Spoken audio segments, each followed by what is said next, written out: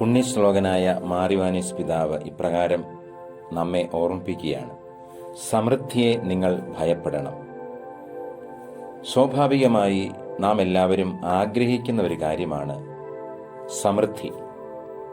ഭൗതികമായ സമൃദ്ധി, മറ്റ് ലൗകികമായ ആദായങ്ങൾ, സാമ്പത്തികമായ സമൃദ്ധി തുടങ്ങിയ നമുക്ക് ജീവിക്കുവാൻ ആവശ്യമായ കാര്യങ്ങളുടെ എല്ലാം ഒരു സമൃദ്ധിയാണ് നാം എല്ലാവരും ആഗ്രഹിക്കുന്നത്. എന്നാൽ പുണ്യപിതാവ് സമൃദ്ധിയെ നിങ്ങൾ ഭയപ്പെടണം എന്നാണ് നമ്മളോട് പറയുന്നത്.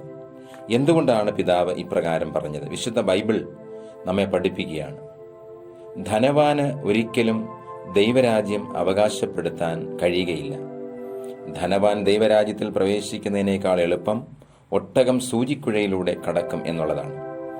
അപ്പോൾ ധനവും ദൈവവും രണ്ടും ഒന്നിച്ചു കൊണ്ടുപോകാനായിട്ട് നമുക്ക് സാധിക്കുകയില്ല.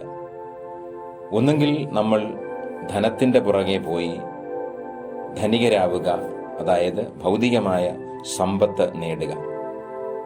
അപ്പോൾ അങ്ങനെ ഈ ഭൗതികമായ സമ്പത്ത്, അതിൻ്റെ സമൃദ്ധിക്ക് വേണ്ടി നമ്മൾ മുന്നോട്ട് പോകുമ്പോൾ ഒരുപക്ഷെ ദൈവത്തെ നമുക്ക് ലഭിക്കുകയില്ല. ദൈവരാജ്യത്തിൻ്റെ രഹസ്യങ്ങൾ തിരിച്ചറിയാൻ കഴിയാതെ വരും. അതുകൊണ്ടാണ് പുണ്യശ്ലോകനായ മാറിവാനീസ് പിതാവ് പറയുന്നത്: നിങ്ങൾ സമൃദ്ധിയെ ഭയപ്പെടണം. സമൃദ്ധിക്ക് വേണ്ടി ജീവിച്ചാൽ ദൈവികമായ രഹസ്യങ്ങൾ നിങ്ങൾക്ക് ലഭിക്കാൻ പ്രയാസമാകും.